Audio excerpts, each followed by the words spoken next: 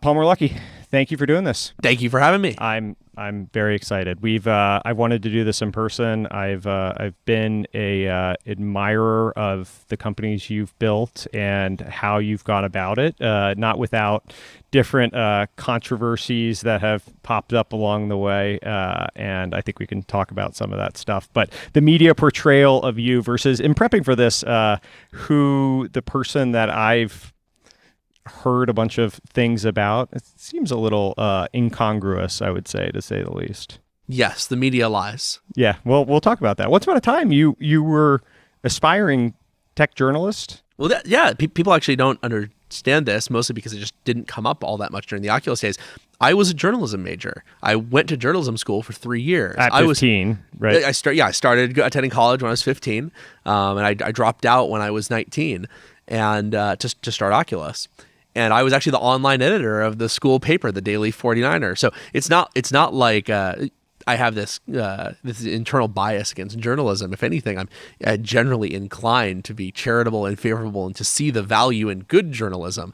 I actually just dislike specific journalists and specific outlets, probably more than a person who didn't have such a background of journalism would. I thought it would take us a while to work up into this, but it's interesting. I mean, this has been true even in the early days of Oculus. There were a lot of like little details about who did what at CES, right? Like misrepresenting, like the whole story of your tech career has like little, I mean, there's one big one that we can talk about, but like there's little anecdotes about how like journalism can be misrepresented at times along the way, right? Oh yeah, absolutely. And I think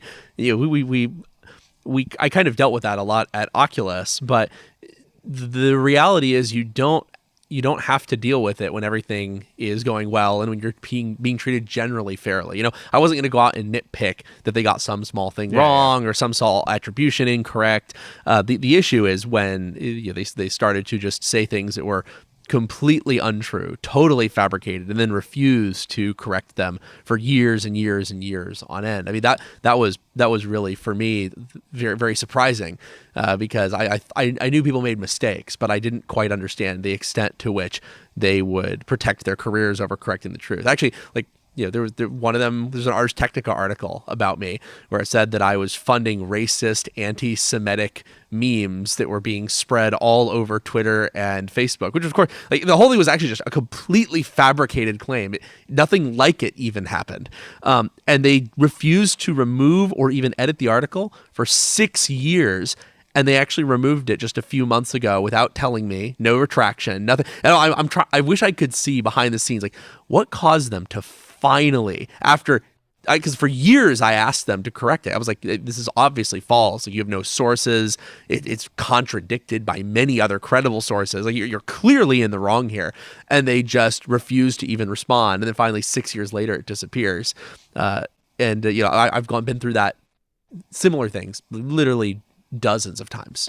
I sort of thought we would build up into this. Yeah, that would have been better, right? We're diving right in. I think one of the interesting things, as I sort of poked around, like, there actually isn't a great verified version of like how all that stuff sort of played out, right? Like, sure. The History of the Future, which is a great book about the Oculus story, and it goes into a little bit of this stuff, but I mean, I don't know. Most of the time when people want to learn things, the default isn't like, hey, go turn to page 300 of this 550-page book, right? Right. No, we're a soundbite world, it's like a headline world. I mean, and that was sort of the problem. It was pithy headlines. So I realize there's restrictions on some of the things that you can say, but so you were very clear that, and you like making this explicit, you were fired from Facebook. Correct. And and thank you for calling out that. I'd like to make it clear.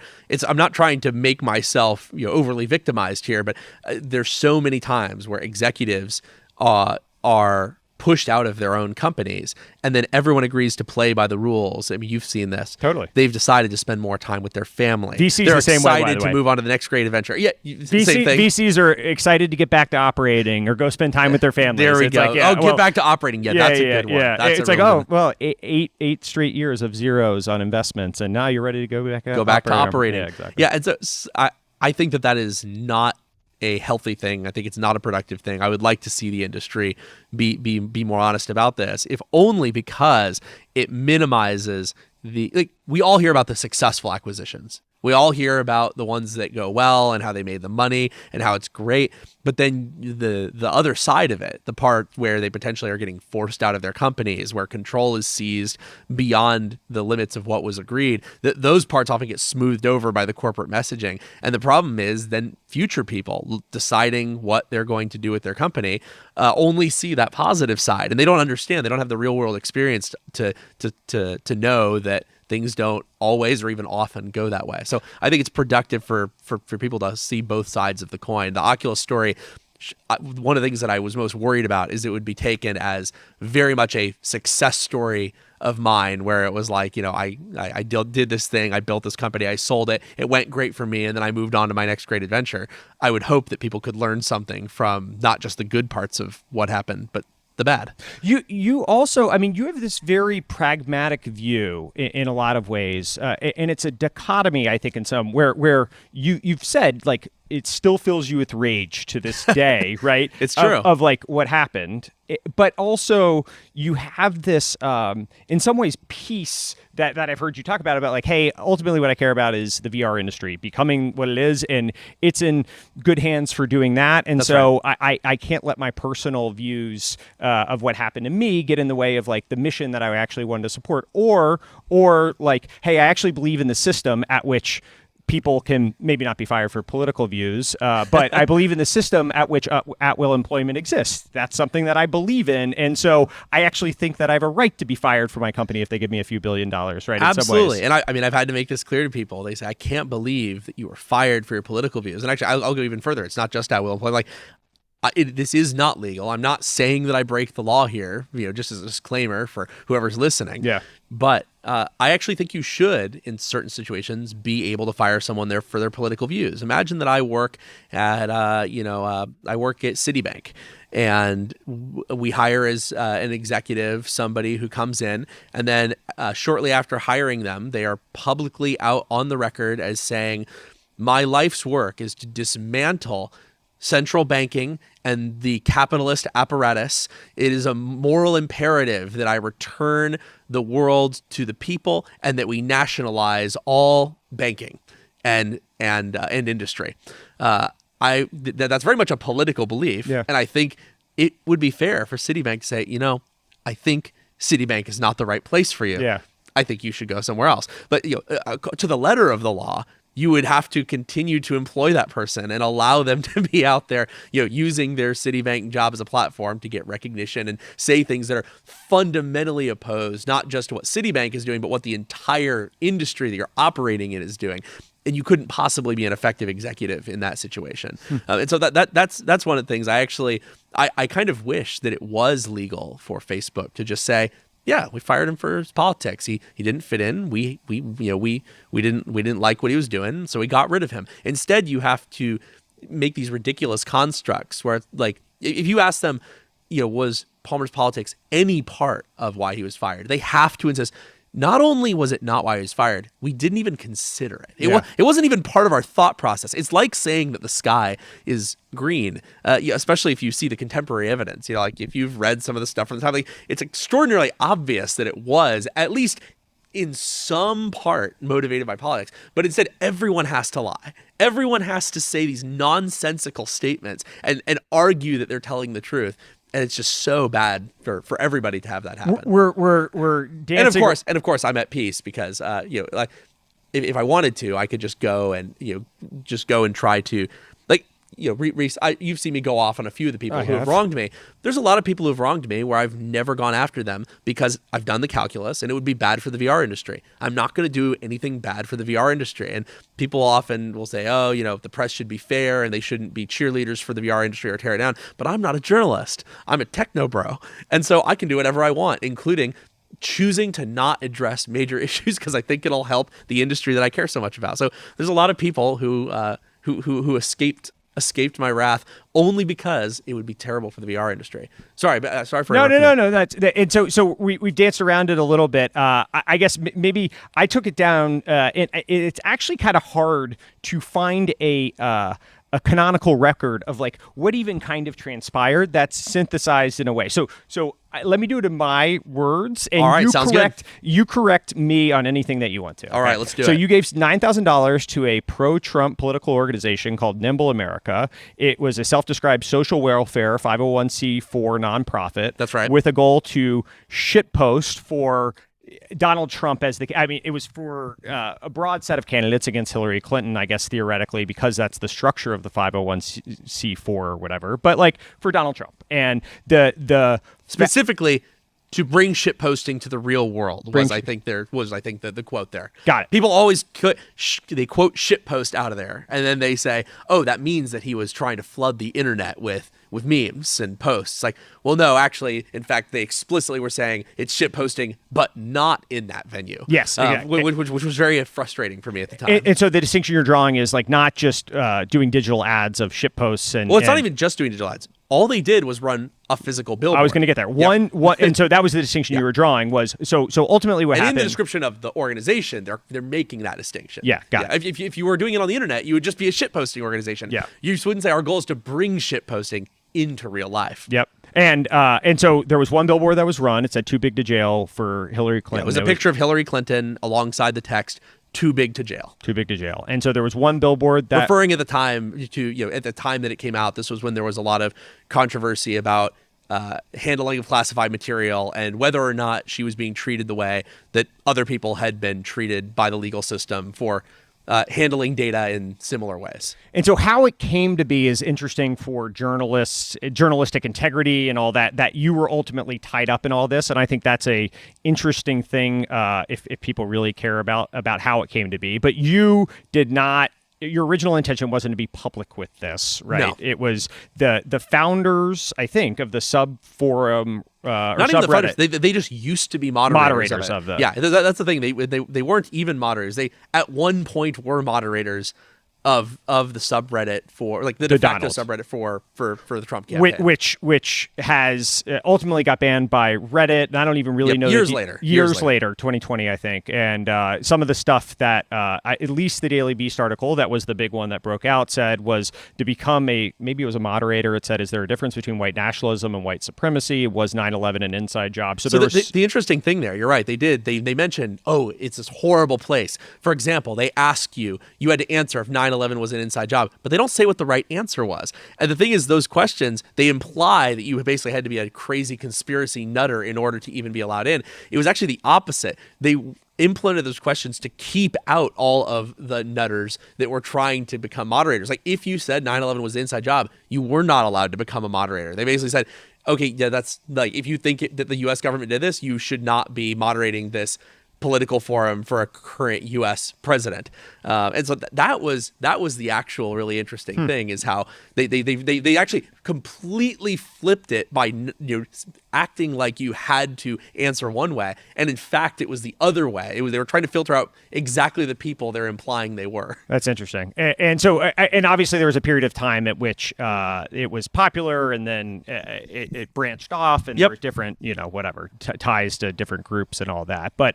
So this ultimately came out through some very weird series of events that Daily Beast, it seems like, didn't respect journalistic integrity behind, verifying things off the record. That's right. Was at least the way. Well, they confirmed in writing that it would be off the record. Yeah. And then later, when I pointed that out, the editor said, "Oh no! While you were on the phone, you confirmed that it would be on the record." Yeah. It's like wait. That's not how any of this works. Sure, yeah. Why would I have done such a thing? That's what, yeah. It's actually the Occam's razor of this situation is like, why would that have been how you would want to reveal, in this big breaking thing? It just, whatever. It doesn't and people do make mistakes being on the record, off the record. It happens, especially when they're not familiar with the rules. Yes. Or journalism. Remember, I went to journalism school. I was a journalist. I was an editor. I very well understood the rules. I worked in the tech sector for years. I did literally thousands of interviews. Yep. I understood the rules, and it was in writing that it was off the record. And so they don't argue that, oh, this was of such journalistic import that we're breaking the rules. It was just, no, you agreed on the call that it was on the record. Yeah. It's like, it of course was untrue. Yeah, totally. So they did that. A bunch of controversy followed. This was prior to the actual presidential election. And That's right. So a bunch of Yeah, Facebook this was doesn't late September of 2016. Oh wow. September 22nd. Okay, got it. And so you're asked to take a leave of absence as this shitstorm is brewing. People are internally within Facebook signing different things, and game studios are saying like, oh, we might not work with Facebook. So actually, that's another bit of misinformation. There were a lot of headlines that said game studios are dropping support for Oculus until they remove Palmer Luckey. So there were 3 companies that said on their Twitter that they were not going to work with Oculus until the situation resolved. They didn't actually say that they needed to fire me.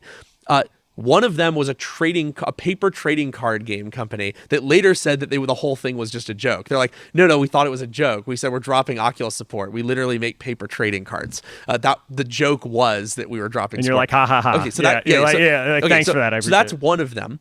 And then the other 2 had never released a game. And in fact, neither of them ever released anything. They were 2 independent solo developers who never released the games they were working on, which like they weren't Oculus partners. They hadn't even been approved to be on our store. How could they be dropping support for us when in fact we had no relationship with them, had no plans of hosting their game one way or the other? But instead people turned to this huge thing saying developers are dropping support for Oculus, which really bothered me because, as a business guy, that's an accusation of material impact, saying his actions had a material impact on the Oculus business, and it was just completely false. Not a single developer we had ever worked with did anything of the sort. And so how much at that Or if you really want to go the other way, every single developer we worked with kept working with us despite the controversy. Yeah. Which, I don't know if you can say that, lack of action is an affirmative action, but if you're going to skew it that one way, the way to skew it is every single partner we had stood with us. How much of after all that stuff happened, then it starts brewing on itself, and I've never been. It's worth noting because for people who aren't listening, or for who haven't followed this, like I gave money to this, and what the report said is that I was funding anti-Semitic, racist, white supremacist troll farms that were attacking Clinton supporters all over the internet on Facebook and Twitter and posting these vile, horrible memes all over the place. So I just want to make clear the thing that I was getting attacked for was not what I did. It was I did one thing. It was reported as a completely different thing, and all the controversy was in response to that. Did the Daily Beast? So the Daily Beast reported that. So that's actually the other interesting thing. The Daily Beast did not report any of these things. Now, what they did is they did like what I talked about earlier, where they implied that you had to support white nationalism in order to be a mod. They implied you had to think 9/11 was an inside theory, but they didn't actually explicitly say it. They just did it so that any reasonable person would read it and assume much worse. The other articles were actually the ones that were much worse. So the Daily Beast, for all of the journalistic malpractice they engaged in, they were not the ones who actually elevated these claims to saying, he's funding Donald Trump's anti-Semitic meme machine. He's flooding the internet with Nazi propaganda. Like, those were just made up by other outlets like Wired and Washington Post and the New York Times and Boing Boing. I mean, like the gamut of credible to non-credible. It was all completely false reporting. And was it actually reporting, or was it skimming aggregation? Like, how much do you think it was malintent? It was original reporting. Of course, everything's just aggregation. Sure. But no, these were this wasn't just like they posted a link. It was like, all 5+ paragraph articles putting their own spin on what had happened, reporting mostly what people on Twitter were saying about it as if it was fact. And it's hard to stress this without sounding like a nutter, but like, the claims they were reporting had no sourcing, were totally untrue. There was no source whatsoever, and anyone who tried to point that out was immediately smeared as, they're a neo-Nazi Palmer Luckey apologist. In fact, actually, for example, like the NeoGAF forums, which are major game industry development community, they actually made it policy that anyone defending me was instantly banned from the forum. I mean, like that was the level of pushback on correction that there was. What do you think? It brings so many different questions to light in all of this. But so this whole controversy starts brewing. The election happens. That's right. The person that I think all the people that were against you were supporting, and who I also voted for in full disclosure, didn't get elected. That's right. And the person that you were supporting did get elected. And then that's when it actually went from like, this is crazy annoyance, but probably going to blow over, to like, holy shit. Well, I mean, I was explicitly told after the election, you can come back to the office. Yeah. We're just gonna let this blow over. But you're right. It's because Trump won, they decided that strategy was non-viable. And did you ever get, I mean, it seems in reading the book, it seems like implicit that there, and you're so pragmatic about a lot of these things, that actually from like had it been a business decision, right? It seems like, hey, listen, if game studios were actually going to drop Oculus and I was the impediment to it, like, I totally understand why that would have to be a business decision, right? Oh, I would have done it in a second. You would have fired yourself if you were Mark Zuckerberg in that situation, if game studios were going to drop Oculus. That's right. Yeah. But that wasn't what was actually happening. No, right? it isn't what was happening at all. And I think also, like, you know, it's very much the palace intrigue thing where the tech reporters were all over this fascinating drama. Gamers are not, you know, they're not following the exact political views of every executive in every company at every studio. It's just, I mean, like, look at Bobby Kotick. Yeah. You know, I mean, he's a outspoken Republican. He's donated to Republicans for many, many years, and you know, he's running Blizzard Activision, and they're one of the, if not the most successful game studios in the world. So clearly, you know, voting for Trump is not this thing that makes you know, a company disqualified. It would be specific things like you mentioned, game developers dropping Oculus. You know, that would be the equivalent. So I don't want to ask you to speculate on other people's intentions, because I realize that's a hard thing to do. But what do you think led? I mean, obviously some leadership desire to not push back on all of this. Was it just a loud group of people that this seemed like the easiest way to make this whole thing kind of blow over within Facebook? Like, what was the rational Palmer Luckey, the detached analytical person of like, hey, everyone's sort of acting in their own self-interest, which I think you believe at the end of the day, incentives and self-interest drive a lot of these things. And so if you were to speculate why it actually happened, what's your speculation on it? Well, I mean, the playbook that they followed was more or less exactly the playbook that you would learn in crisis communications training. I mean, it's, you know, to let it blow over, not give them more fuel. Like, what they did was actually like pretty by the book. I don't think it was the right move. I think we were an unconventional company in an unconventional situation that you couldn't have done things in that way. In particular, because it would have been so easy to at least tamp down on the worst of it. You know, it's like, again, the reason I'm highlighting that all this reporting was false is because I want to be fair to people. It's gotten boiled down to in the modern day as, you know, oh, they were upset because you gave money to a pro-Trump group. But it's not quite true. That's unfair to the people who are angry. They were reading media that I was funding neo-Nazi propaganda farms run by anti-Semites who were flooding social media with personal attacks and trolls against Hillary Clinton supporters. Like, that's what was getting reported. That's why people were angry. We could have easily taken the edge off of that and been like, whoa, like, you know, that's not what's happening. And instead there was a refusal to even do that basic crisis control. Like, hey, this reporting is outright false. And there were a few reasons for that. One of the things that was going on during the election was it was considered unthinkable to question the press if you were left-leaning press. But like, the act of saying the press is lying to you was considered an attack on democracy itself. That was you remember 2016. Yeah. And so there were a lot of people like, we cannot actually say the press is lying to people because that's what Trump says about the press. Like, right, but we all agree that's obviously what's happening right now. They are just fabricating a story. Like, yeah, but we can't say that because it'll look so bad and anti-democratic, as if the press enjoys this special, you know, position in government that makes them unassailable. So that was part of it. The other reason that I think the thing that really mixed things up. Do you remember Correct the Record?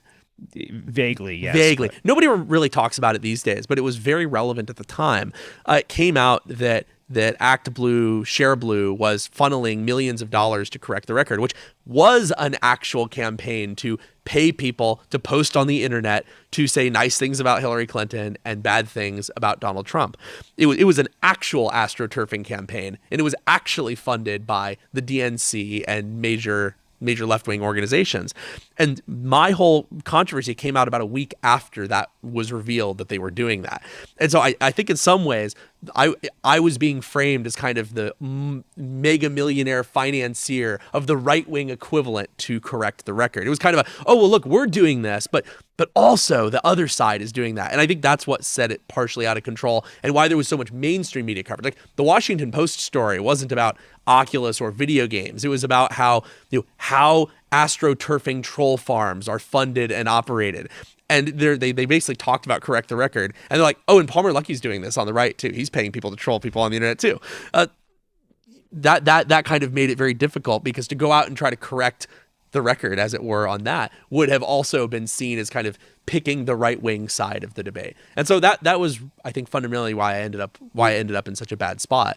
Is I assumed that the people making communications decisions were looking out for the company and for me.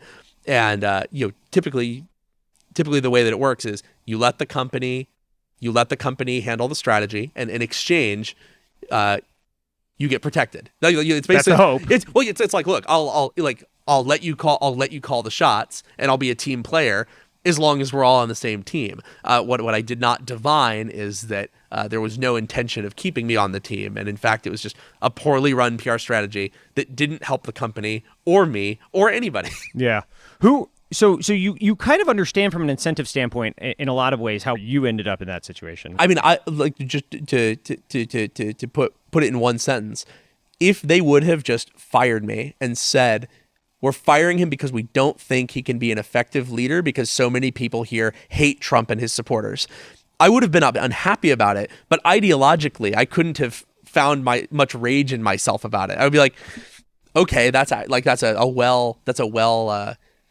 least like a reasonable concept to hold. You have the right to fire me. The problem was where I wasn't allowed to correct these really awful stories, and I was thrown under the bus at the end of the day. It was, I got fucked at both ends. Yeah, it's almost like the principled element of it is what it was so like frustrating. It was like all different things that could be screwed over. It ended up cutting you the wrong way on this, and also making it was very clear that like one of the reasons I was so angry afterwards is because the way that the initial situation was handled made it much harder for me to start a new company and to get started again. Like basically the fact that all these stories had been allowed to go uncorrected for the better part of a year more or less cemented them as truth, which is why to this day you still have press repeating those same claims, which are just they're obviously false, but if you put in no effort,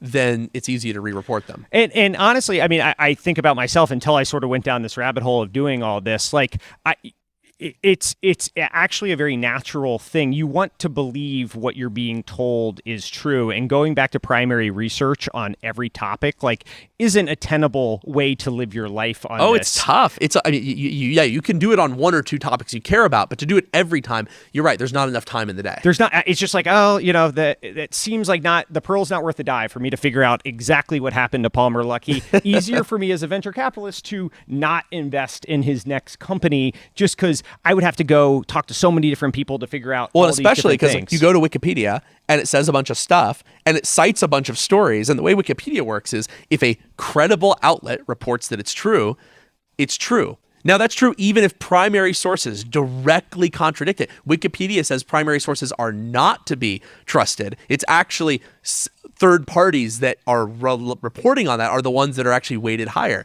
So you can have a primary source that directly contradicts, let's say, 5 major media outlets saying something, and Wikipedia is going to say, no, the version that the media outlet said is true, and you can't edit it because the admins will come in and say, no, this is a settled fact. And so, like, for you, the venture capitalist, you're going to look and say, wow, it is a well-sourced claim.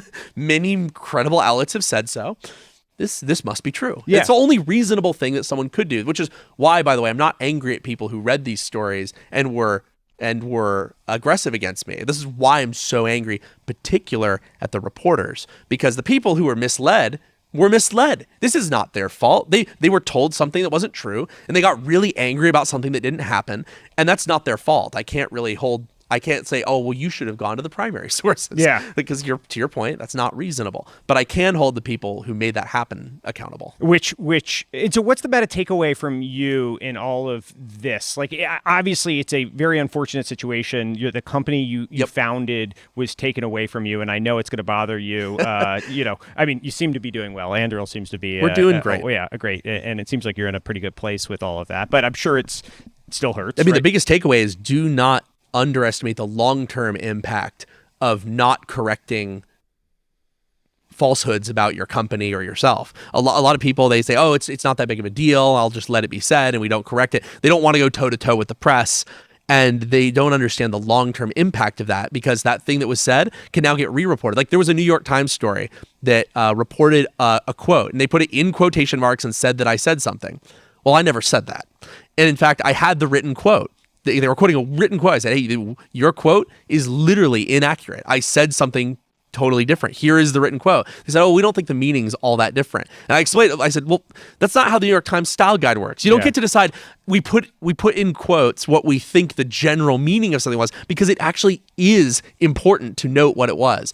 Actually, what it was is I was talking about why I donated to Nimble America. And the original sentence said, I donated them to put things on this billboard because X. And they just removed on this billboard. They just removed what I actually did. I'm like, no, this doesn't work, because you're removing the context in a way where it's going to get misreported. And then what happened? I fought it a little bit. I stopped fighting it. And then that quote, the one that I didn't say, ended up being endlessly quoted by dozens of stories over the course of 3 years. And so a lot of people don't understand the value of taking the hit at the beginning, going toe-to-toe with the press. And if they will not correct the story, like, I've been pretty effective at using newsletters and interviews and even Twitter to say, hey, this is wrong, this is false, this particular reporter at this particular outlet is derelict in their duties. And that actually seems to work pretty well in getting stories correct. What's been the most, so in getting the story out there, I mean, when this all came on my radar was really the Jason Calacanis, like, all-in thing. Like, and we were talking about it before we started, like, you've been recognized in Ukraine for that. Like, what's been the most effective means of actually dissuading people from thinking that narrative? You have to get out and you have to actually tell them your story. If you don't tell them, then they're not going to dig themselves. You have to make it so that the real version of what happened is as easy to find as the false version. You need to make it where a person doesn't have to go deep into the primary sources of what happened in the distant year of 2016. And instead, you just have to keep talking about what you're doing now and also what happened then. And that's actually worked out pretty well for me. I think me being very aggressive has gotten myself and by extension Anduril into a much better place.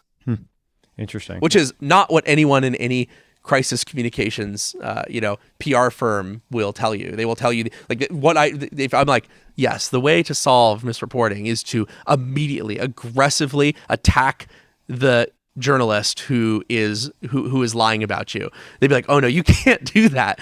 But it turns out that in the modern dynamic, that's often the only way you can defend yourself. After you went through all this stuff, like, what, I mean, you came out the other side and now have Anduril, which I promise we'll talk about at some point. That's right. Finally, we get to talk about your current company. But it seems like going through something like this, inevitably I will note, it's pretty incredible that I've spent hundreds of hours of my life, maybe thousands, dealing with a $9,000 donation crazy, that I made, right? Honestly, without putting that much thought into it. I don't want to sound like a rich guy here, but I had just sold my company for billions of dollars. This was a relatively small donation to a relatively innocuous cause. It was one billboard in Pittsburgh that had Hillary and the word "too big to jail." It's incredible how that was turned into like this defining thing that has to be addressed every single time anyone does a story about me. But I think what's interesting about that is, or at least you're cross the bear in this. And again, I don't know if you see it this way, and actually having gone through it, I'm sure easy for me to say, but is that you are, like, how many people have gone through something similar and aren't willing to talk about it in the way that you have, or come out the other side around it, right? Well, no, most of them just have their careers destroyed and they never have a second chance. Exactly. That's the reality. I'm lucky. Yeah, I'm lucky to be able to deal with it. But at the same time, where I don't feel should be my cross to bear is you have many other entrepreneurs donating much larger sums of money to their political candidates of choice. The reality is it isn't Trump and it wasn't misreported. And so so it's like, oh, but the real problem is Palmer, donating to political organizations. It's like, wait a second, the people working above me even at Facebook donated literally hundreds of millions of dollars to political organizations, to almost, first of all, not very much coverage, but certainly no scorn. Yeah. And that's always that's all. And I'll get to find like, oh, Palmer, outspoken right-wing propaganda funder. It's like, wow, is that really all it takes these days? $9,000 and all of a sudden you're outspoken about your politics and you're funding right-wing propaganda. It's like nobody would ever be like, oh, this Democrat, he gave a few $1,000s to Planned Parenthood, so he's an outspoken, well-known left-wing political anonymously and got doxxed into doing it. Therefore, you're outspoken right wing. Yeah. This is another thing. Yeah, I've had outlets where like, you were very outspoken about your political beliefs during the election. I'm like, wait. Let's be clear. I was doxxed out of And the reason that's important is from a business perspective. If you are being outspoken is a very different business position than like I'm gonna have my politics and keep it to myself, which is basically what I was doing. The only alternative beyond that is I'm going to have my politics, keep it to myself, and do absolutely nothing to support anyone that I support. Yeah. Which is a tough thing to advocate for. Listen, for any side of the a path a lot of people end up taking because of all this. It's a smart one, honestly. Well, so we dove right into that, and I want to touch on a few different things, and I appreciate you going through all that. Hopefully, that serves as at least something of a primary document on all this. It took me. Even as you heard, I made mistakes along the way in talking that through, and that was and that's hours, after you've read books on it, you've read interviews on it. Yeah, I knew directionally what it was, but so you are how old now? 29 years old. Wow, death's door. You're getting. It feels that way sometimes. Yeah, you were the boy wonder at 19 starting Oculus. So you grew up. We're in Orange County right now. Right? I grew up in Long Beach, California, which is actually technically LA County. But, okay. That's close to the port, so right on the line. So your father was a car salesman. That's right. Mother homeschooled you. That's right. And did you have an inclination? Like, it seems like you had a bunch of different interests. I mean, going into journalism, you were also deep into tech and VR and gaming and all this stuff. Being homeschooled, it sounds like also you were a little bit of a pain in the ass as a kid. You got kicked out of your house at least twice, once into a trailer, once into your garage at some point. Yeah. I mean, some would say I'm a pain in the ass today. Yeah, listen, so, aren't we all? But yeah, not all too much has changed, I guess. Aren't we all? Take me through how you got into Oculus originally, and I think one of the interesting things as we ultimately take it back to the company you're now a part of and founded, I think it's interesting to talk about how accidental versus purposeful the two different companies were as you contrast them.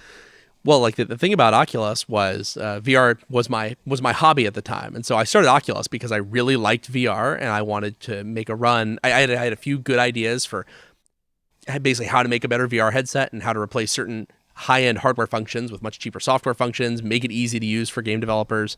But I started working on VR when I was 15 as a hobby because I was building PC gaming rigs, and I had built a really, really nice PC gaming rig. And as I started planning out my next round of upgrades, it just wasn't exciting. And it was clear that the future of gaming was not going to be more monitors and more graphics cards and just incremental improvements. It was going to be something radically different.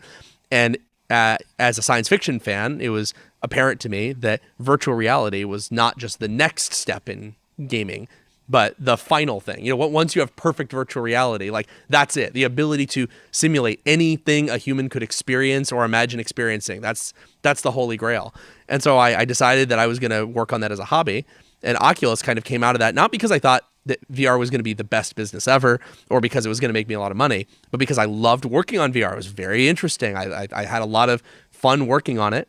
And it turned out that I was doing the right thing at the right time, and the technology was in a place where I could build a multi-billion-dollar company out of those insights and ideas from a hobby. But, to the point you just mentioned, I've often said Anduril was different because I started from the beginning saying I am going to build this into be a major company so that I can have a big impact through the size and through the influence, which is very different from let's make my hobby into a thing that pays the bills so I can move out of this 19-foot camper trailer and into a real apartment. Following your passions generally doesn't lead to being a billionaire or founding a multi-billion-dollar company. Oh, no, not at all. I mean, one of my contrarian piece of advice to people is to never follow your passions, follow your talents, because those often are not 100% aligned.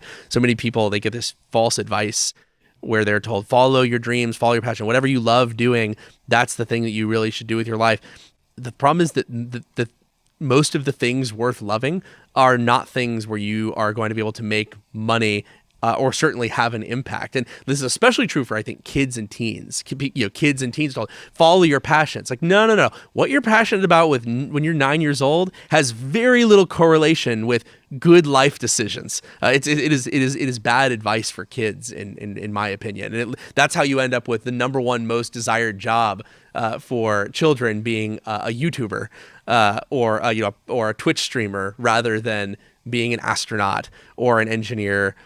Or a writer, or whatever stereotypical great profession you want to lay out. You say children. I'm 34 years old and I'm a YouTuber now, so I don't think it's just children that are aspiring on that. But I think it's interesting. I mean, the point about it's fine to have good YouTubers, and I think your success in this space shows that you do have at least some talent that lies there. The issue is when it is by far the most desired job in the whole country. Like we can't have a country of YouTubers. Yes, yeah, that's very much true. It's interesting. I mean, it sort of goes to I've heard you talk about the people wanting to be lawyers, or when artists or whoever within a company go to the engineers and say, why this isn't fair, like you guys are getting paid more than me. Maybe can you speak a little bit about those? I know I mean, I experienced this, especially at Facebook. There was this interesting dynamic where there was this idea that some people have that all work is of equal value, and like this is a thing people say. They say all work is of equal value.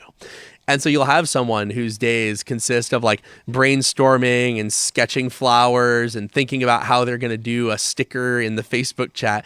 And then you'll have them complain and say, why is it that engineers are valued more highly at this company? We live in a culture that values certain things over others. And the reality is all of our work has equal value. And I'd say the Autismo super engineers would be like, no, you are wrong. Your work has less value. By all definitions of the word value, that's why you're paid less. That's why there's less prestige. That's why there's like that. That's why it's easier to get a job doing it. And people are like, how could you say that? Everyone has equal worth. They're like, no, there are certain jobs that create more value in the world for myself and for everybody else. And while wages are not a perfect reflection of value disparity, certainly everyone should be able to agree that there are jobs that create more value for mankind than others. And that was there's people who would always say that was unfair. And the thing is, some of that is due to like lawyers. They have to go to law school and go through a really painful grind, but also their jobs really are terrible. And like you'll even hear this from lawyers who love practicing law. Nobody will say this job makes you feel good. It activates all the serotonin and dopamine on a regular. It's like, no, this is a tough job. And one of the reasons I'm paid more is because it sucks, and you have to pay people more if they're going to do shitty jobs. And it's just very interesting that huge gap, because I've always been someone where I've always thought myself as pretty rational. And even when I wanted to be a journalist, I never would have dreamed of going and be like, yes, my job as a writer is equally valuable in terms of salary as an engineer. I would have to be like, oh, well, maybe I'm making a bigger impact in the world. But it's definitely not worth as much money as the guy who had to go to school to be an engineer. It's interesting. You're making me think that maybe not all lawyers are just in it for the love of law. Not at all. And a lot of lawyers aren't, and a lot of doctors aren't. And that's not to say that they don't find meaning and worth and value in it. And before anyone says that I'm attacking doctors and lawyers, I have a lot of doctor and lawyer acquaintances, friends, and colleagues who will say the exact same thing. Like, look, you don't get into law if law didn't pay well. I probably wouldn't be doing it. Yes, I think that's. I think Even that's, if they love the law, Listen, even if they love it. if we cut lawyer salaries in half, I think there's going to be less of them. I just it's a theory of mine, but I think that's true. Well, I mean, this also gets to being in like executive positions. So people often are saying, oh, CEOs are paid too much and C-suite is paid too much. I know this sounds like such a stereotypical rich executive thing to say. Like, having been on the other side of that, where you are responsible for everyone's well-being, you're the final backstop for legal and compliance and fundraising, and if you don't perform, everyone's out of a job and the company's gone. Like, I think a lot of these guys are not paid enough, especially the ones who already have a lot of money. Like, if we took CEO salaries and dropped them to be remotely like what it is to be a worker, I think most of these people would be like, man, peace out. I am out of here. It is not worth the extraordinary stress and demand. Also, they're seeing, most of these people, they're not seeing their kids. They're not seeing their families. They have to give up on so many holidays, on so many occasions, because they have to put the company first. Like, you couldn't pay me enough to do the job of some of these executives that I've seen, especially in companies that are going downhill. Like, they're like, oh, how's this company failing? And they're paying the CEO $10 million a year. It's like, you know why they're paying $10 million a year? Because the company's failing. You want that job? You want to go work in the place where every day your job is to try to attempt the 10% probability chance of a turnaround? You couldn't pay me to do it with any amount of money. It's interesting. Yeah, I mean, it's all these things. It sort of goes back to the incentive point between dollars and prestige and and it's sort of like, hey, listen, everyone's like, well, why don't we have better people in politics? And I'm like, well, listen, that's a pretty fucking shitty job, and you don't get paid very well, and like people send for many people in politics, it's the best job they can have too.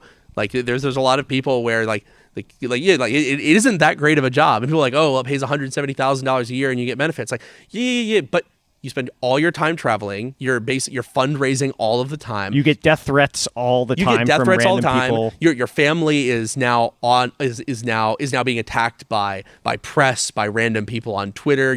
And that never goes away even after you're a politician. It's like, why are so many politicians sociopaths? It's like, well, listen, it gotta takes be a sociopathic person to want that job, right? And I think a lot of the best politicians I've seen are the ones that get out of politics eventually. So they'll get in because they really want to make a difference, and then they just can't take it. They come to, yeah. If you're able to survive in politics for decades, it either means that you are truly a believer in your mission, or you are broken in the brain in some way. Yeah, I think that's right. That's right. So Oculus, so VR, you started it at 19, sold by 21 for billions, 2 to 3 billion, depending on sort of how you depends on how you count. Yeah, what's a billion? Depends on the accounting. Yeah, what's a billion between friends, right?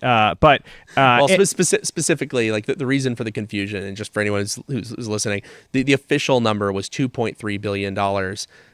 But the way that it worked out is there was also a $700 million employee retention package, because that was a lot of the value of Oculus, was the employees, and some employees had more equity than others. But you really had to make sure that people who did not necessarily have a lot of equity ownership at the time of the acquisition were sufficiently motivated that they were going to continue working. And that's also true for some people that did have a lot of equity ownership, where you had to make it worth hanging around instead of just immediately piecing out. That's one of the downsides of a rich tech market is sometimes you'll have great people brought together, they accomplish something extraordinary, and then they make enough money to go spend time with their families. And who can blame them? Totally. But it's a loss for the industry when you'll have a successful company. I mean, you've seen this before, company IPOs, and then it's right after the lockout period, half of the most talented people, they're gone, not just from the company, but from the workforce forever. I'm not saying that people shouldn't make money. I love it, but it's one of those things where if you want to paint the whole picture, you got to look at the downsides too. But that's why there was a $700 million retention package. Yeah. Make sure that those people stuck around for a few years to see through what we were doing. And so it was 75 people when it was acquired, yep. Right? And by the time you left, and as we touched on, in 2016, or I guess beginning of 2017, yep. How many people were at the company? About 1,400 people. Do you regret... April 1st, 2017. April 1st, 2017. Do you regret having... Yeah, exactly. Do you regret having sold the business to Facebook? Not at all. Yeah. It was definitely the best thing for VR. Because of the industry itself, because of the financial outcome. Everything. Because, it was we got the resources we needed to get the Rift out the door and to fund so much content that never would have gotten funded otherwise. So much of the VR content, and especially in the very early years, you have to understand, could never have survived organically. The market was too small. Nobody could possibly have invested the money that we did to start that self-sustaining flywheel of people wanting to buy the headset so that they can play the cool games, which then leads to money, that leads to more cool games, which leads to more sold headsets. Like, to kick off that flywheel takes billions of dollars. I mean, look at what it took even just to start Xbox. That took billions of dollars, and that was a game console. People understood that. They were able to have ports from other consoles to their platform. Like, starting a new platform takes billions of dollars, and Facebook put in the money. Now, I don't agree with every tactical decision they've made, but broadly, they are putting more into VR than anybody else in the world. And people often point to other companies, especially at the time they did. They said, well, why not Google? Why not Microsoft? All those companies have dropped their VR initiatives. Facebook's the only one that has the singular God King leader who has the power and the money to continue investing in virtual reality no matter what anyone says about it, shareholders, board of directors, or otherwise. And it's really hard to be unhappy with that outcome as someone who wants VR to happen. Now people say, oh, but do you really want it in the hands of that particular corporation? Do you really want, this particular model of advertising to take hold? And my view is, like, the really hard thing is getting VR to the mainstream. It's not necessarily going to happen. You have to make it happen. Seeing that happen is my life's work, was my life's work anyway. It's hard for me, no matter how angry I am about how it all turned up. It's hard for me to turn around and say, because I got screwed, this was bad. Yeah. That's just not how it is. It was good, and I got screwed. Yeah, that's interesting. So now, finally, so Andrew, we're sitting in your office, and I made a bunch of money. Yeah. I don't want people to act like, I did not walk away poor. So that certainly, just realistically, does make it a little bit easier to rest easy. I can only imagine that. I'm told you have a wonderful house here with a lot of cool, interesting I do. stuff. But I'd say I'm probably not going to go on the path that you've seen with other people where they've departed Facebook and then been very aggressively against Facebook. And we talked about this earlier. I'm not going to do that because it'd be bad for the VR industry. Yep. It'd be personally gratifying, hugely bad thing to do if I want VR to succeed as it's currently structured. Yeah, interesting. So you took some time off after you were fired and started thinking about what you were going to do next, and you landed on Anduril. I basically decided more or less immediately. Like, we officially founded the company June 6, 2017, which is the anniversary of the D-Day invasion. But like, I mean, I had already actually purchased some warehouse space and started buying machine shop stuff. So I knew I was doing it actually before I was. It took Facebook a while to fire me. They told me in January that I was being fired, and then it takes a long time to fire somebody who's so deeply entangled with the company. It's not just like some random person where you move over their project. It takes a while. Yeah. They don't give you a box in the same way. They don't give you a box and walk you out the door. But yeah, I mean, I as soon as I heard I was being fired, I knew that this was what I wanted to work on, working on national security. National defense. And so you've said, or I've heard, that the problem that existed within national security is those who won't, and those who will can't, right? That's right. In terms of, and so maybe talk a little bit about what was the insight that you saw in the industry that presented an opportunity for Anduril? Well, it was three things, and it's kind of the reason I started Anduril was because I saw an opportunity and also a big problem. The problems were the major defense primes in the United States, Lockheed, Northrop, Raytheon, were not equipped with the talent and incentives they needed to build autonomous systems, core technologies like sensor fusion and mesh networking. They were not equipped to build the systems that I thought were going to define the future of warfare and deterrence. And equipped from a talent within the organization standpoint. Right. Meaning, like, the best AI experts in the world are not inside defense companies. They are inside of companies like Facebook, or Snapchat, like Google. Actually, I've lost people to Snapchat who are excellent. They genuinely have one of the best computer vision teams in the world. People laugh because they think it's just a funny, social media mustache emoji AR overlay app. They have excellent technologists. But all those excellent technologists are working on problems that I don't think matter all that much. Advertising optimization, getting a little bit more engagement in the photo applications. And so that really profitable, but not meaningful in the same profitable, way. but not, and also profitable only in the sense that, yes, they're doing something that is worth more than their salary, but like, how, if you're making a particular ad, 0.1% more effective, one ad product, 0.1% more effective, that'll pay your salary. But not profitable at a personal level, profitable at an organizational level. We can debate what the meaning of life is here in a little bit. But exactly. So and then the tech companies where all these people are not working on defense for a variety of reasons. Some of it's ideological. Most of that is a smokescreen for the executive intention, which is to preserve access to Chinese markets, Chinese capital, Chinese manufacturing. For example, Apple, they couldn't work with the DoD even if they wanted to, because 95% of their manufacturing is in China. They're investing another $275 billion in Chinese manufacturing capacity. Like if they even try to move out of China, they'll be swiftly punished by the Chinese government as an example and deterrent to other companies that might try to do the same.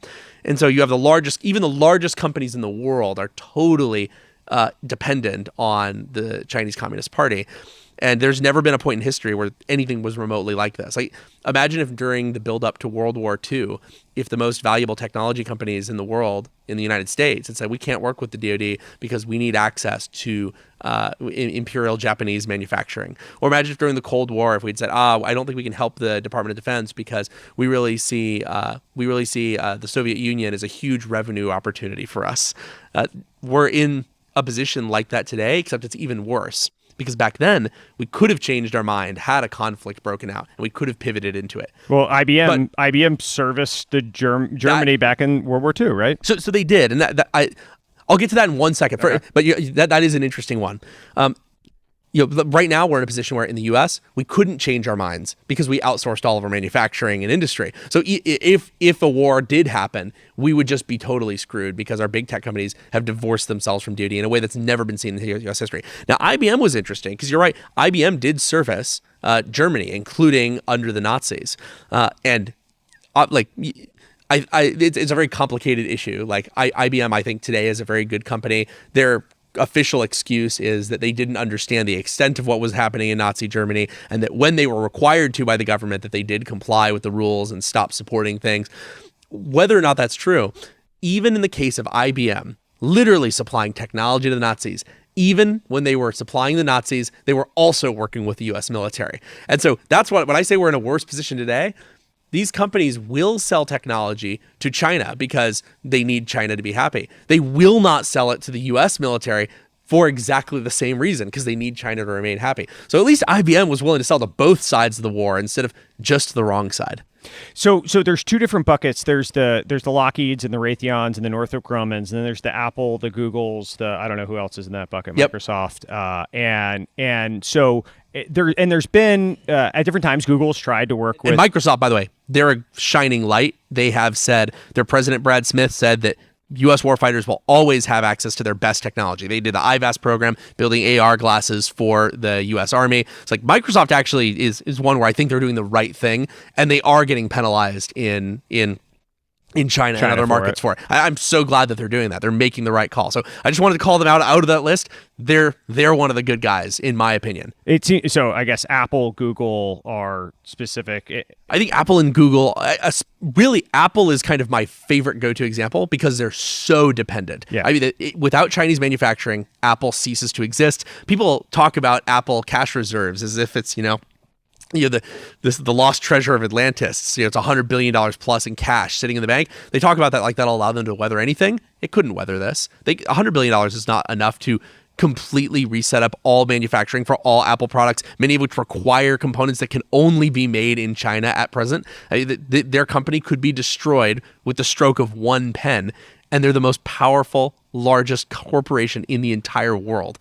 So that's the best example. Yeah, and their business is hardware, and so that lends itself to being sold into China a little bit easier. Exactly. Yeah. Yep. Exactly. And so the insight. Yeah, China's a market as well as as well as manufacturing. So those who can won't, those who will can't, and that's right. So you wanted to build a Silicon Valley style philosophy. We can debate Silicon Valley as a as a literal place, but as Yep. a mentality that was servicing the United States and our Western allies. Is that right? Yeah, and people have had this idea before to start defense-focused startups and try to be a prime, but they've never been successful because of the failure of the U.S. government primarily. If you look at the last 35 years, and you've probably heard this before because you've seen my podcast, but for people who haven't heard it, 35-year period, there were only 2 unicorns in the entire defense space, Palantir, SpaceX, both founded by billionaires, which means investors write them off. And the issue with that is if you try to start a new defense company, most investors will say, or would say rather, look, I don't have to understand this market to understand that you can't be successful in it. There's dozens of examples of success in enterprise software, dozens in social media, dozens in gaming, dozens on those. There's all these unicorns in all these other industries. Clearly, the government is incapable of turning small defense companies into big defense companies. And for that reason, I'm not going to invest. Because investors wouldn't invest in new defense companies, smart founders wouldn't start defense companies. Smart employees wouldn't want to work for defense startups. It's all a pattern matching feedback loop. And VCs in general, to the credit of the industry and it's a very rational way of operating to defend absolutely. myself and we do this a lot internally. Hey, what's the precedent or comp for, if this becomes big, what do we think it can be, right? Yep. And you draw analogs against, hey, well, we think it can be a XYZ type company, and it's a lot easier to point to, hey, we think it could be 10% of a Google, right? Rather than hey, we don't really know, but we just think it can be really fucking big, right? Yep. And that's really hard when there isn't any precedent. And we're talking about today that there's SpaceX and Palantir, 5 years ago, those were still, SpaceX still is paper gains, right? But back then it was even more paper gains, right? And so it's actually, it's very rational. And if the government isn't willing to fund and work with these startups, then you can't really get the flywheel spinning at all. That's right. And I think the success of Anduril at raising money and then also succeeding and winning billions of dollars in government contracts has changed the game for a lot of other companies too. I think other companies have raised more on our success than we have, which is great. I love it. I think it's much better for the industry to set that as the norm. But we were able to do it because we started with a great team. I had a lot of money, so we didn't have to agree to bad terms, and also we had investors that believed in our vision. I know that sounds like a cliche at some point, but it's true. We were asking a pretty crazy thing of our investors. There's never been, in the modern era, there are no examples of building the equivalent of Lockheed or Raytheon, a true defense prime building military hardware and weapons. But we believed that it was possible. We came to them with a vision of how we were going to pull it off, and they believed in us. And our first investor in Anduril was Founders Fund. And it's worth noting, Founders Fund was also the first institutional investor in Oculus. They were the first one to agree to write a check for, I think it was $1 million. And it was similar back then. Lots of people saying, oh, this will never work. There's never been a successful VR company in history ever. And getting the right investors on board who do believe in your vision is, as cliche as it sounds, absolutely critical to succeeding and raising future capital. One of the things that I think is fundamental to Anduril and your founding tenets of this, not just the philosophy of how to bring these two together, but is that that cultural equivalence is a lie, right? And yes. And I think at times, and not to bring it back to the media thing, but in times we've sort of jumped to, hey, every culture has its own uniqueness to it, and everything's special in its own way, and to not understand that is to judge other cultures or other people and all that. You fundamentally reject that notion in starting this company, correct? Yes. Every culture is different, but in particular, people will say, "Oh no, every country is different, and no country is better than one or the other." There's no, you can't put a value on a culture and say that one is better than the other. That's crazy to me. There are cultures, there are countries, and there are governments that are better or worse than others. Some people are like, "Oh, saying a culture is inferior is racist." It's like, no, this isn't about race. In fact, culture is the least race-tied thing there is. Culture definitionally is mostly about behaviors and activities. It is the furthest thing from geography or race. There are cultures that do not value free speech. There are cultures that do not value individual liberty. There are cultures that do not value the idea of being able to decide for yourself what you will do with your own life. And there are many cultures that recognize use of force as an appropriate way to determine leadership. And I think that it's absolutely okay to say, you know what, that is not good. It is better to have democracy and human rights and a recognition that people have the right to choose for themselves what they want to be and what they want to do.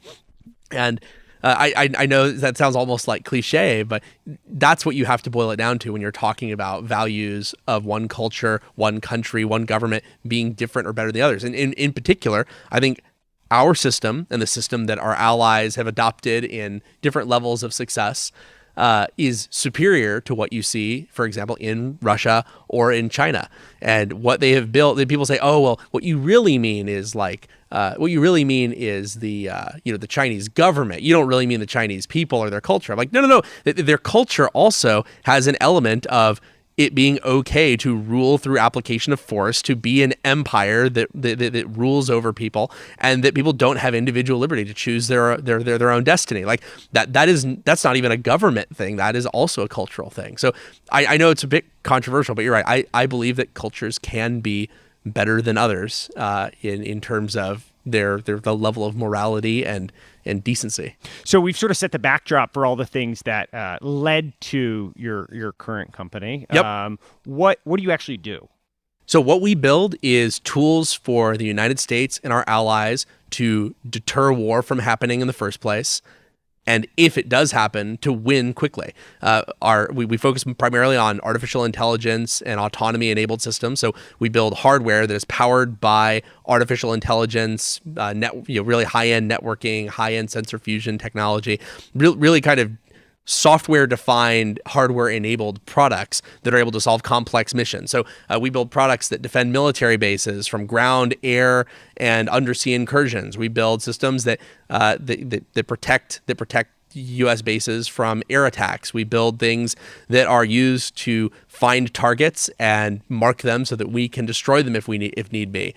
We build a whole bunch of stuff I can't talk about today, and we also build software systems that tie together not just our hardware, but also dozens of existing military systems into a single command and control interface that allows you to use every sensor in the mesh as a sensor for every effector in the mesh. So tying together manned fighter craft, naval destroyers, ground vehicles, ground weapons platforms, all into one user interface so that all the people and all the machines have access to the important data all of the time, as quickly as possible.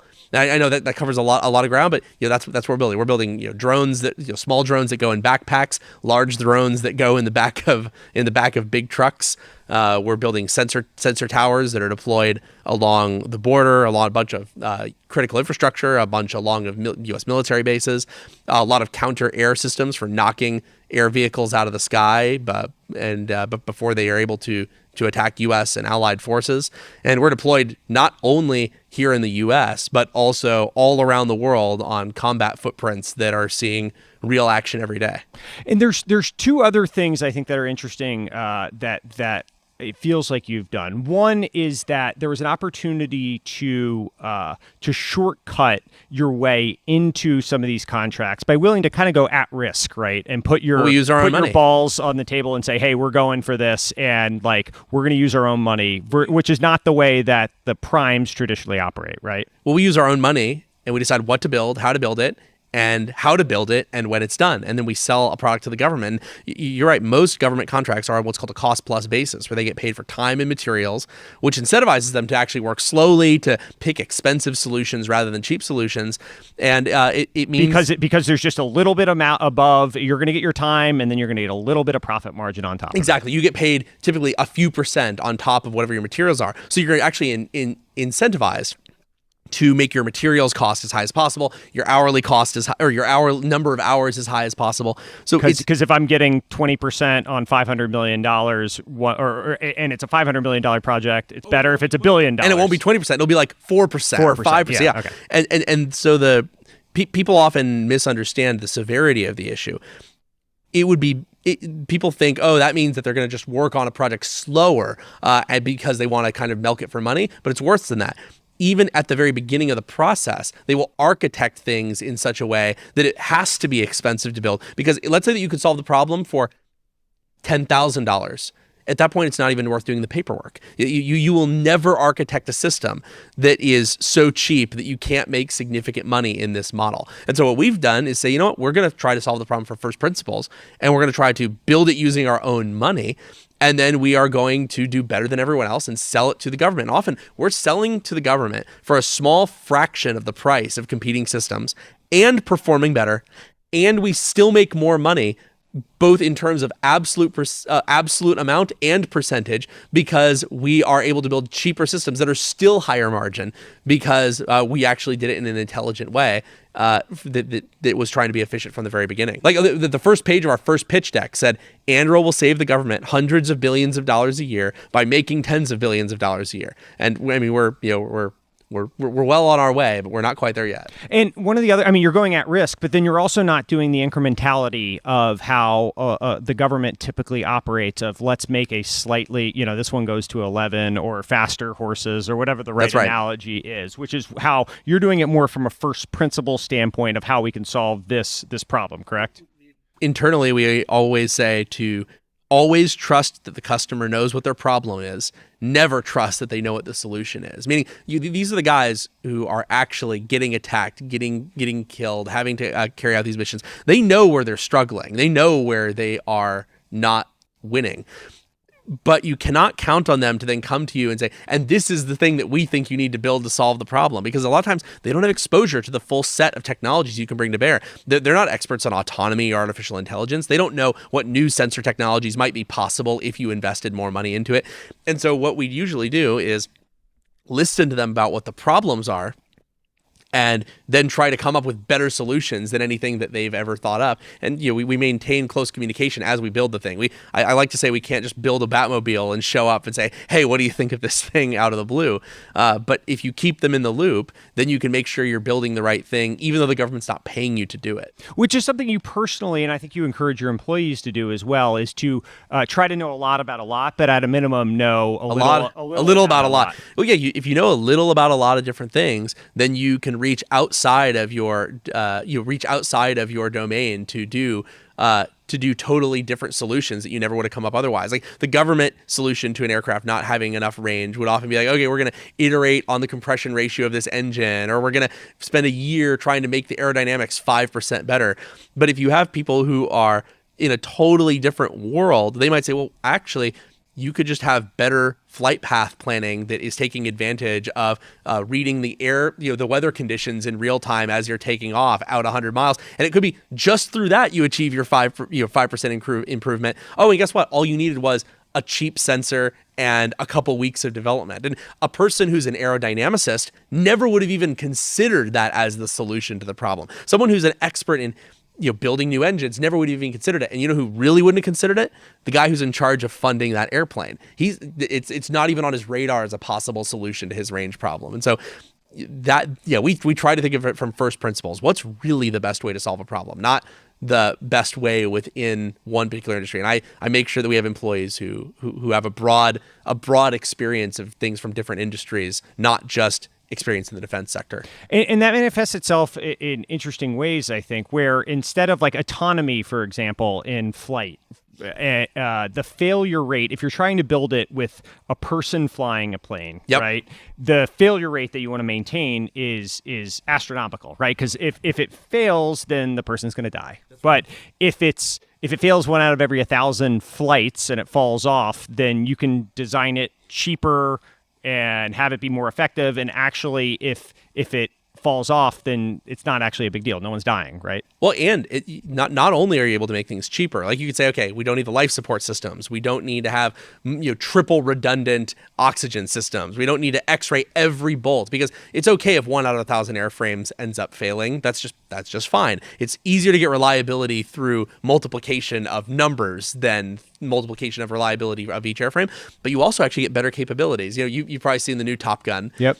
You remember the part where Tom Cruise was flying and they talk about how he bent the airframe, flying it beyond its limits.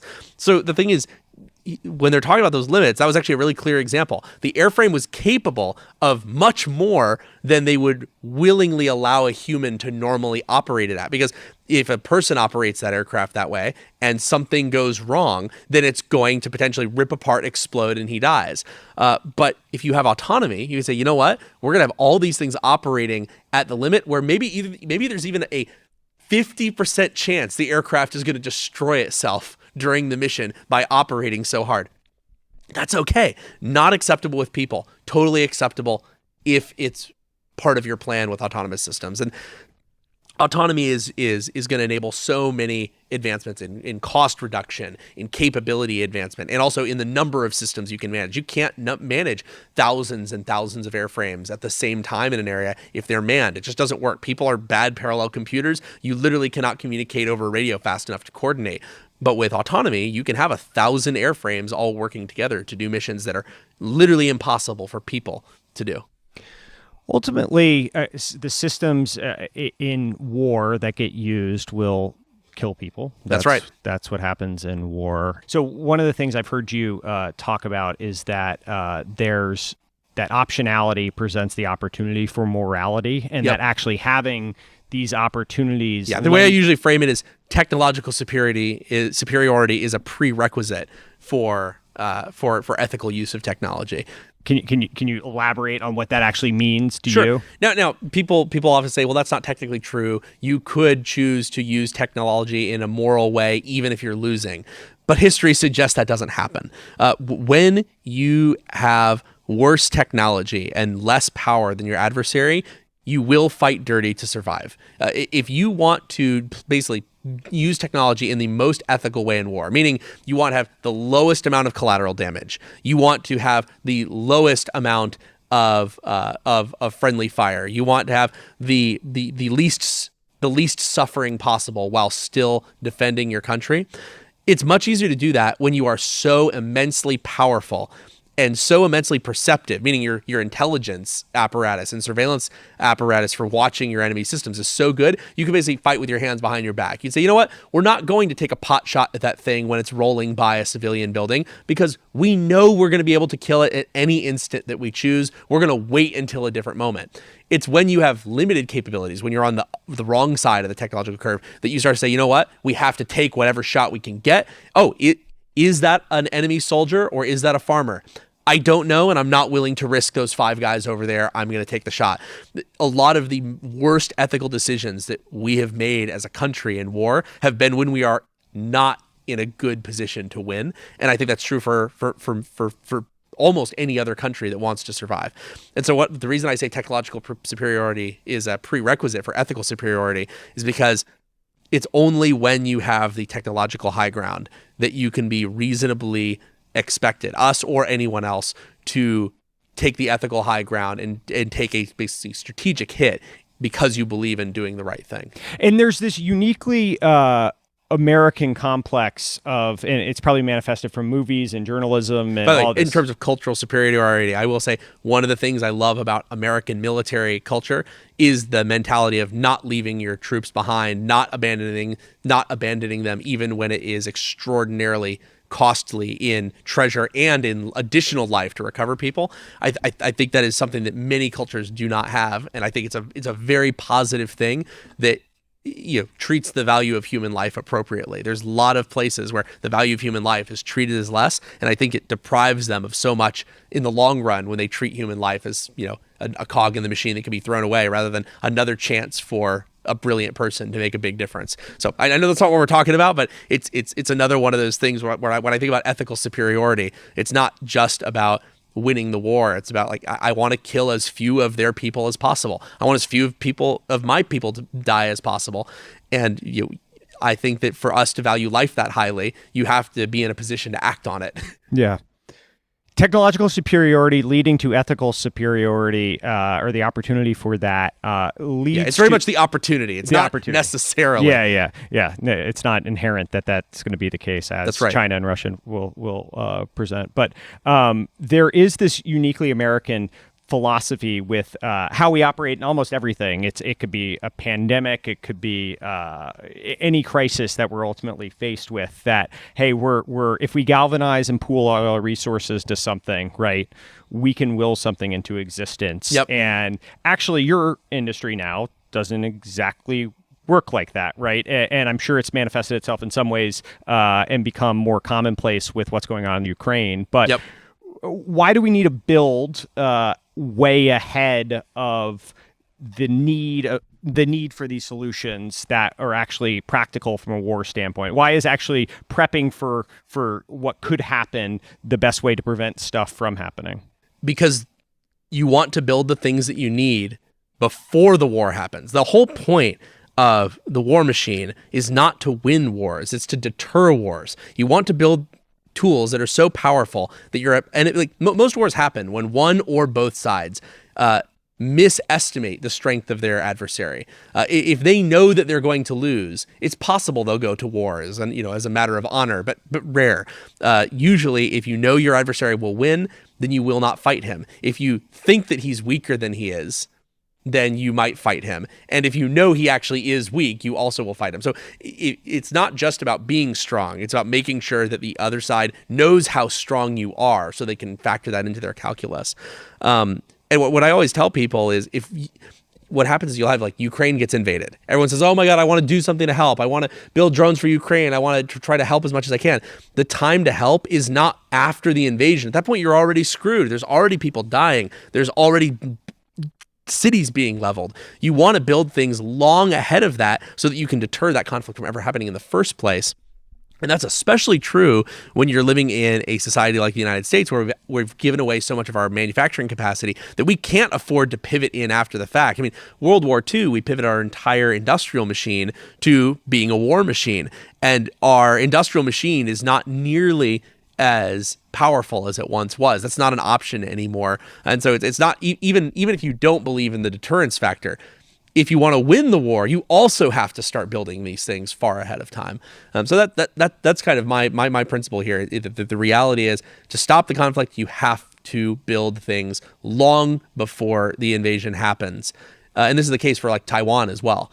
If Taiwan gets invaded, it will because we did not build the right things to make sure that they're Taiwan doesn't need the power to beat China in a war, right? That's not what Taiwan wants. That's not what Australia wants. They want the tools that they need to make themselves too prickly to step on.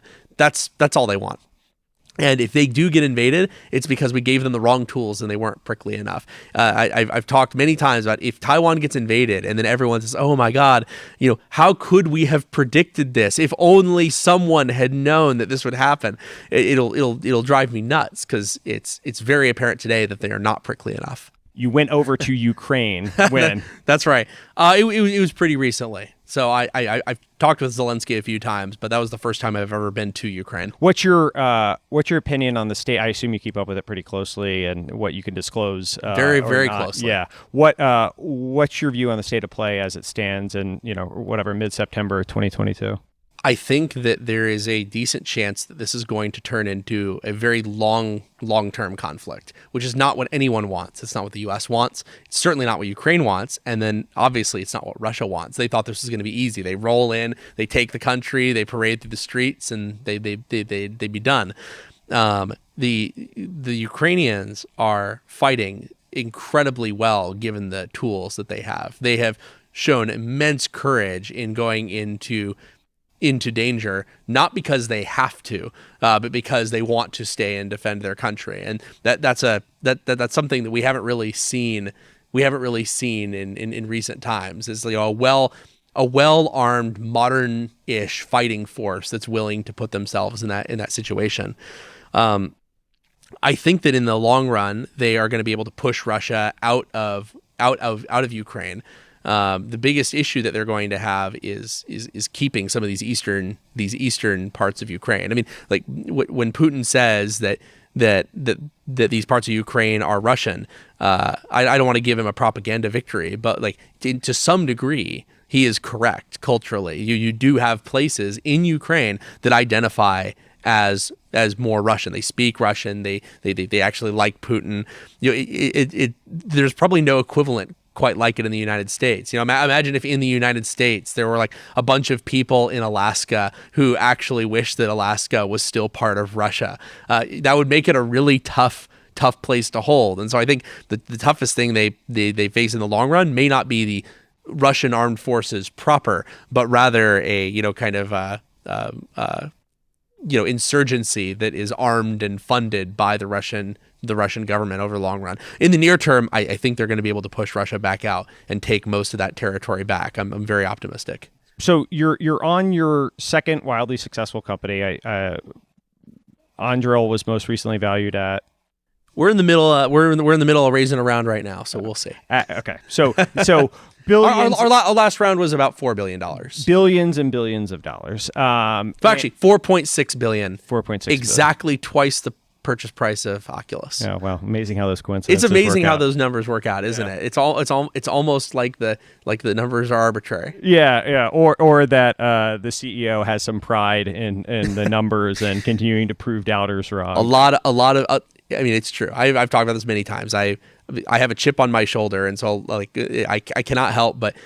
I mean, I want to show people that I'm somebody. Yeah. That I was not a one-hit wonder, because I was kind of terrified that that's what would happen post Oculus, that I would be the thing that I did. I'd be the music artist that had that one hit and was never able to recapture the magic. And it's not even just about proving that I'm somebody. It's also like that would for me be very sad if I had to confront that within myself and realize that that's all I'm good for. Yeah. So I'm in a much better place, having done well again. But you haven't actually, or for brief periods of time, you've been the CEO of what's been your role between Oculus and Anduril? I mean, very, very brief. I actually started Oculus in April of 2012, and for a while it was just me. And that was the case through announcing Oculus and the launch of the Oculus Rift. But I think that was when it was just me. Very, very shortly afterwards, I think in September of 2000. So we launched our Kickstarter in August of 2012. We raised $1 million in about an hour, and then we ended up closing about $2.4 million by the end of the campaign. And then at some point in early September was when I gave away the job of CEO to somebody else. And it seems like, I mean, you have being a CEO it's a tough job. It's not the one that I want to have. So I guess as for my role, I basically have operated in both cases. My title is founder, and I operate in a quasi CTO capacity, except I also get to meddle with everything that's not technology, which most CTOs get shooed away from. So what is it? I mean, the CEO job I know is hard, but also it takes a certain level of both self-awareness and egoless to not want that title. To some extent, people want to wear that crown. Is that something that you've always had? Was it something you realized in doing the job itself? Like, I mean, you could also call yourself CEO and delegate these responsibilities and just be like, well, I'm the CEO, but I don't really do that stuff, which I know people do as well. How do you think about it? People are the result of their social programming to a huge degree. Free will is I think real, but hugely, hugely conditioned by what you've been exposed to in life. And I've in my value system, being a CEO is not a thing that makes me egoful. I've always liked, when in media, I like the crazy, weird, mad scientist guy who builds all the tech. I like the guy who makes everything go. Maybe he's the guy who's getting yelled at by the CEO that now's not the time for his latest crazy thing. And those are the people that I've always thought were the most interesting. Now, you do a good job of the Hawaiian shirt and the shorts and all that. You lean into this like Tony Stark, LARPing as a eccentric, mad genius here. Well, I mean, that's, and the thing is, this is how I dressed all through high school and all through college. So to a certain degree, it's just me saying, look, I refuse to change. I refuse to have been changed. I want to believe that I'm still the same person. But I've often pondered if I really had any choice but to start Oculus. People are like, oh, you had these breakthroughs in VR tech and as a hobby, but why did you decide to start a company rather, because in History of the Future it mentioned that Sony had a standing job offer to run a VR lab at PlayStation Group, and people are like, why did you start your own company instead of taking that job? And looking back, I think I literally couldn't have made a different decision, because I've seen so much media. Like, what do you do when you're placed in this moment where, it's this one time where you can decide to do it on your own and, make this incredible impact? You have to do it. I had no choice but to drop out of school. I had no choice but to start my own company, but I didn't necessarily want to be CEO. That wasn't part of my fantasy. The fantasy was, taking that leap and starting the company. And so I think probably we talked earlier about how there's people who, before we were on, we talked about how there's people who they wanted to, they want to get into VC, and it's really interesting. I think a lot of people, they think it's like really cool to be a partner at a VC firm, and it's not good to get into a role because you just want that ego boost, right? You shouldn't be a CEO because you want that CEO name tag. You shouldn't be a venture capitalist because you want that venture capitalist name tag. You have to want to do the things that those jobs entail, and I see a lot of people who want the ego part more than the other part. Well, and if you chase, especially what I've seen is whatever. But in terms of when you talk about me being egoless and giving up the CEO, it's not egoless. It's just however my mind. It's narrative centric of like what what you've heard exactly. And where. Yeah. Oh, it's totally narrative centric. My life is a story, and I like the story better when I'm not the CEO. Yeah, it's interesting. Now, what about you've mentioned that you recognized that at one point you were the bottleneck. You were the best at doing a lot of things within your company, and you thought that was cool, and then you realized actually that's fucking terrible. Yeah, this was a really kind of painful thing for me to go through in the Oculus days, where I realized that in order to be successful, like the job of an executive is to make themselves obsolete. Your job is to hire people who are better than you at everything, not just the things that you hate doing. Everyone does that. Oh, they love to hire someone to be their admin who handles their schedule because they hate doing that. You have to be the guy who hires someone who's better than you at doing the things you like doing. That sucks. It's very painful because for a time I was, there was a time at Oculus where I was the best and only optomechanical engineer. And I realized as time went on that as much as I liked working on the optical systems, and as much as I liked, designing hardware, that I was basically playing house. I was just doing it because it was fun, and it was to the detriment of our customers. It was to the detriment of my team. It was to the detriment of my investors. Like, I like electrical design too. I can lay out a board, but I'm not that good at it. I should obviously hire somebody who's much better than me at electrical design to do that. And any time that I spend doing that instead of things that I am uniquely capable of doing is time where I'm just doing it for myself and hurting everyone else. And that was really painful to go through, to realize that the job of a tech company founder is not to build the technology, it's to build the company. I often, when college kids ask me about, they say, Palmer, I love programming. What's your advice on starting a tech company? I say, if you want to work on tech, you need to go work for somebody else. Yeah, don't do it. If you want to work on nonstop bullshit, start your own company, because that's actually what you're signing up to do. And I'm okay with it now. I went into this with Anduril eyes wide open. I knew what was happening, but I'm glad I got to go through that at Oculus and realized that your job is to hire people who are better than you at the things that you like doing, and you have to be okay with that. And if you're not okay with it, I highly recommend, if not working for somebody else, at least not trying to build a company, like be an independent contractor or work for somebody else, but don't build a large organization around yourself if what you really want to do is type code into the keyboard or lens into the ZMAX.